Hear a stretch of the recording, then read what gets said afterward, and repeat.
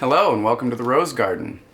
On this episode we're going to do a quick overview of Matthew 10:10, Travels of an Awareness, and basically kind of give you a brief synopsis of each chapter. We're not going to go over all the tenets individually. We're going to do that in other videos later on. But at least I wanted to finally, after 13 years of not doing so, give you a brief overview of the book so that you can hopefully be interested in it. I've been asked thousands of times what this book is about. And often I would stumble because it's about so much. It's easy to get caught up in some of the little points of the book and say, oh, it's about this. And it's really about a lot of different things. And what it moves to effect is about a lot of different things as well. So we're going to take some time, not too much time, talk about Matthew 10:10, Travels of an Awareness. First of all, the title is a little bit tricky. This book is not religious. So the title, Matthew 10:10, is my name and my birthday. It's a ruse. It is kind of my own little bit of fun in writing on such a serious subject as existence. And then the Travels of an Awareness part is the important part of the book that really is a reminder of what we are. So let's get into it. There are 9 chapters, and I like to have an actual physical copy of the book so that I can quickly refer to certain sections because it's broken down in a way to be useful. And it also refers back to certain sections in later chapters, so it's easy to see that it refers to some section and then go back to that section and see what's being said. So let's talk about it. We have 9 chapters in this book. I don't need to look down at it to know, but I do have it in my hands, obviously. So the book starts with chapter 1. Makes good sense, right? Life is not a book. Now, one thing I should say first, before we get into chapter 1, is that the first 4 chapters are kind of an introductory build-up to what the book is actually about. And the first 4 chapters offer little obstacles that some people find difficult to get through. So we'll talk about a little bit of that as I speak about each chapter. So Life is not a book refers to all the other books that we've written and all the other things we've said about existence and written things down and said, okay, this is what we think about existence. And that's just to point out that we've been trying for a very long time to write down what we think our position here is, why we're here, when we're here, where we are, all that fun stuff. Is it a flat earth? Is it a round earth? Who knows? But we wrote down all these books, created all these religions that basically answer those fundamental questions and create the position that we think we're in, our shared collective perceived position. And we kind of had to get on the same page in order to progress as individual societies, all the way back to when we were literally tribes. So Life is not a book just means to point out that there have been many books written about life, and one of the phrases I remember is that no book can give any life its due credit or the value that life has. So really that's what Life is not a book is about, is just to say, hey, we've written a lot of books about existence. We didn't know a long time ago when we were writing all of this stuff what those actual answers were. So we get set up to think, okay, well, we've written a bunch of books. Here's another one. Let's see what it has to say about existence. Then we move on to chapter 2, which is about me. It's called The Lost Philosoph. And it basically talks about my life and what led me to write this book, to study all the things that I studied leading up to it, the changes in my life that led me to question things, and then again to eventually study and get a lot of ideas, get my head wrapped around a lot of ideas regarding existence. So in In those first two chapters, a person could say, wow, this guy's just, venting or rambling about, life and books and people writing them in religions. And in chapter 2, a person could think, hey, this guy's, talking about himself a lot. It really just has to do with my life and how it pertains to the creation of this book. Chapter 3 is the tough one for a lot of people because it is a big venting chapter. It is called Why Now? And basically addresses the question, why should we go all the way back to the fundamental questions of existence and reassess what we think our position is? So it goes pretty deep. In order to answer that question, we have to discuss a lot of the issues and problems that are currently going on in the world. These problems were going on 13 years ago. These problems were going on 50 years ago. They were going on 100 years ago. Hundreds and hundreds. They've been going on for thousands of years. Because they're a lot of them are kind of instinctual. And our task is to kind of get over that. So, Chapter 3, Why Now? Does a lot of venting and complaining and pointing out problems and talking about religion and the non-realities that exist therein. And says, and it talks about racism, it talks about sexism, it talks about our disdain for government, our disdain for education, our lack of understanding for government, and many other subjects about world issues that we face. What we come to find is that a lot of them are misunderstandings. So then we move into, after we get through those first 3 chapters, we kind of settle down and we get into chapter 4. Chapter 4 is called The Questions, and it serves to remind us of what the fundamental questions of existence are. They are, who are we? Where are we? When are we? How are we? Why are we? And what are we? Who, what, when, where, why, and how. It's good to keep them like that because it's easy to remember. Who are we, what are we, why are we, how are we, when are we, where are we? So we reintroduce the questions so that you're familiar with what those fundamental questions of existence are that we've been answering for over 300,000 years formally. Not on paper, but within folklore and stories that get told amongst tribes and passed on from generation to generation. We needed to do that in order to create our societies and to develop laws and stuff like that. So we get reminded of what the questions are, and then we're finally ready for chapter 5, called Energeticism. Now, Energeticism is a big chapter. I want to kind of show you what this looks like. So the first 3 chapters are about that much. Energeticism is a very big chapter because it has the answers to the fundamental questions of existence listed out in 28 tenets. So these are the tenets of secular energeticism. This is where the book really takes off. If a person can get through this part of the book and be ready for energeticism, this is the raw perspective that I've written about. It is now called secular energeticism, just to be clear, so that we can try to preserve the objectivity or the logic and the reason, the clarity in rationality of this work. It is not religious. It is not based in superstition. There are no illogical jumps to say, okay, we're the universe aware of itself, therefore we get to transcend this existence. That is not going to happen. If you want something like that, that's why chapter 1 is there, to remind you that there are lots of books out there to create lots of beautiful dreams of an existence and perceptions of what reality might be.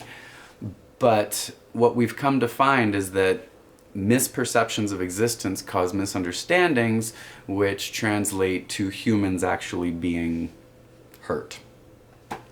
So, I thought that a good way of going about this would be to answer those questions as realistically as we're able to at this time in our human development, which is now. It's always now. But we've advanced quite a bit. Our technology has advanced, and our cultures have been very slow to advance with the knowledge that we've acquired about our shared collective position. So, once you get through chapter 5, and you basically read all the 28 tenets, they're broken down to be very, very short. So tenet 1, for example, is we as living things in this universe are the energy of the universe aware of itself. So then, it's got all the tenets listed on 2 pages. If I could give the world 2 pages and have them seriously consider them, they'd be the first 2 pages of chapter 5. So then you go and you see the first tenet, just read it. It's only, there's a description of it. It's only 3 pages. So I try to keep it short, but of course there's 28 of them, so it ends up being kind of a long chapter. But that is the perspective, secular energeticism. Now that we've re-answered these fundamental questions of existence, we now have a better idea of our position. We've come to understand our position much better than we've ever understood it. The position of all of us, the position that we're born into, both the sexes and all these races, and that's something that not everybody has information, doesn't have access to the information. Basically, the knowledge that we've always been re-answering these fundamental questions and getting an idea of what our position is so that we can move forward together with that collective position. It just turns out that our position is much more universal than we ever thought it was. So we move on from chapter 5 to go to chapter 6, and it is called Our Position. And it uses the energetic perspective to redescribe what our collective position is using reason, logic, rationality, and current information that's been studied for many years now. I went to school to study all of this stuff. I got a degree in psychology, minor in philosophy. We find that out in chapter 2. But I studied many, many other subjects in order to get a grasp and a feel for the place that we find ourselves in. So our position describes our collective position here on this planet to alleviate boredom, survive, and reproduce. I usually say them in a little different order: survival, reproduction, alleviation of boredom. So our position, there's a lot about it that binds us, that brings us together, that makes us the same. In that we're life in the universe, binds us, makes us the same. We're in the same situation, trying to survive here together on a planet out in space. It's an amazing position that time has been going on forever. We can't see a beginning. We can't see an end. This is an amazing position to be in. So a lot of the amazement that we wanted from existence actually is still here when we answer the questions very objectively.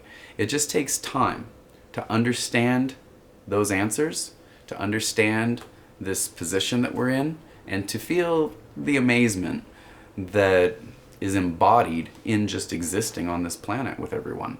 So we talk about our position, we revisit that. It's not an incredibly long chapter. See? Boop. Then now that we understand our position, we move on to chapter 7, and we start to not exactly prescribe how to be. What we're to understand about everything we've read to this point is that this is all a description of existence, just a raw description of the position that we find ourselves in. It is not a prescription for how to be. So then we move on to chapter 7, and it is called Energetic Existence. At this point, we start to realize that by describing our position, we realize the circumstance we're in and then therefore can act. So given the position that we're in and that we realize, we then move to act with our fellow humans on how to be with them and how to be with ourselves and our families and our friends and all that fun stuff. So, just the idea of being on a planet together with 8 billion other people out in space just to survive, reproduce, and alleviate boredom. And within the alleviation of boredom is the actualization of potential. We wonder why we would thwart anybody's efforts to do those 3 things if they weren't impeding on anybody else's efforts to do these 3 things. Everybody should be able to survive, reproduce, alleviate boredom. Of course, as an addendum, the reproduction part, if you're overpopulating, you probably should write a law. And we do see that exponential growth going on this planet. Those are some of the issues that we have to face objectively. Some countries have done that, and it worked a little bit. But as we watch the development of humankind and the growth of populations, we're going to have to definitely tackle that along with many other issues. And we want to do so with reason, logic, and rationality objectively. This is what government of people is referred to as. It's the governing of resources and people. So, energetic existence. We try to understand our position and therefore how to act within that position, the position that we seem to find ourselves in. That's what we did with religions. We outlined what position we thought we were in, and then from that position we thought we were in, we prescribed how we should act. And we did this so that we didn't act like animals, because we are animals trying to act civilly. It's one of my new favorite things to say over the last year, is that we're not civil people trying to not act like animals, but we are animals always having been trying to act civilly. That's why we created all these books. That's why we wrote it down so we wouldn't forget. That's why another book has been created. This is the fundamental understanding of existence. It is the beginning. From here, we move forward. So, energetic existence is pretty much, summated here. I've kind of summarized it and said we try to use energeticism to decide how to be with each other. Now, we go to the very fun hidden chapter. You'll notice that in the table of contents, this chapter is not there. So we have chapter 7, and then we have chapter 9. Chapter 8 is called The Answers, and it's a hidden chapter because the answers have been very difficult to find over many thousands of years. The chapter is very blunt. It presents the fundamental question, and then it presents the very blunt answer. Where are we? On a planet. Out in space. With each other.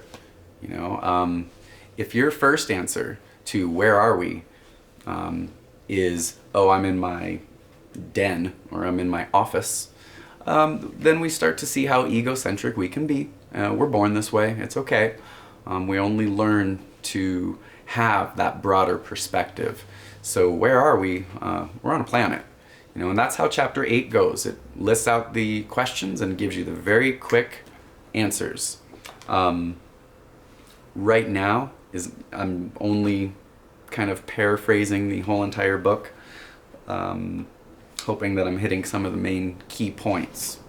Definitely speaking to its objectivity. One thing to say about this book as well is that it is an objective attempt to answer the fundamental questions of existence, and that the methodology used to answer those fundamental questions is just as important as the perspective itself. So how we get to this perspective is just as important as this perspective itself. And how we do that is we take each fundamental question and answer it with current information. Now, to really do that, individuals have to go to school and study a ton of stuff: philosophy, anthropology, biology, chemistry, genetics, evolution, you name it. I mean, you kind of have to study a little bit of everything. And just to remind you, as I say earlier in the book, school is to bring us up to date on what the human race has already discovered. So when we understand this, we realize that there are plenty of people that are still kind of toiling in these misunderstandings that have already been solved in our academia, in our academic environments, education, school, philosophy being the precursor to every single science that there is. PhD, Doctor of Philosophy. All right, now we've gotten to chapter 8. Let's talk about chapter 9. This is the one that wraps up the whole entire book, kind of sets you back to some semblance of normal.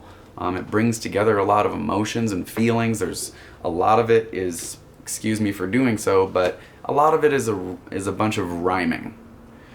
So once you've really taken in a fair amount of the book and the information in it, you get to chapter 9. It's called Us, because this has always been about us. We go through all of these chapters and all of this information, and we do so for our own well-being, so that we can exist as harmoniously and peacefully on this planet together as we can. Sure, you can look around all over. There is discord, there is dissonance, there is things that are not harmonious or peaceful at all. Between people, between individuals and families and friends and countries and cities and nations and sporting teams and who knows what else. There's always an us-them. We're always creating these us-thems. But when we really figure out our position, we realize there's only us. We've been trying to figure this out for 300,000 years. And now our misunderstandings are tearing us apart. They always have. But now we know better, and we just have to do better. So, this is my book. It's called Matthew 10:10, Travels of an Awareness. The Matthew 10:10 part's funny, name and birthday. We are traveling awarenesses in this universe. It is not an exaggeration by any stretch of the imagination. I am an awareness right now, within a brain, traveling within this brain, coming up with things to say for this camera. So this is our beginning. My beginning can be read about. Of course, my beginning was when I was born, but my beginning in Energeticism, sure, it goes back before the book when I was writing essays about it in college, but this endeavor is 13 years old as far as actually working with things. We're on our 14th year. So I hope you'll get the book, get some of the clothes, get some of the stickers, check out the website, friend all the Facebook pages or like them, follow us. I'll get this stream going, and I'll probably redo something like this because I believe I've been doing this for about 15 minutes. It's not an easy thing to paraphrase the book to anybody, as you'll come to find. It's going to take time for an individual to even absorb it, let alone convey it to somebody else. So that's why I'm here. That's why we're doing all the videos. Again, welcome to the Rose Garden. Welcome to Secular Energeticist Global. Thanks.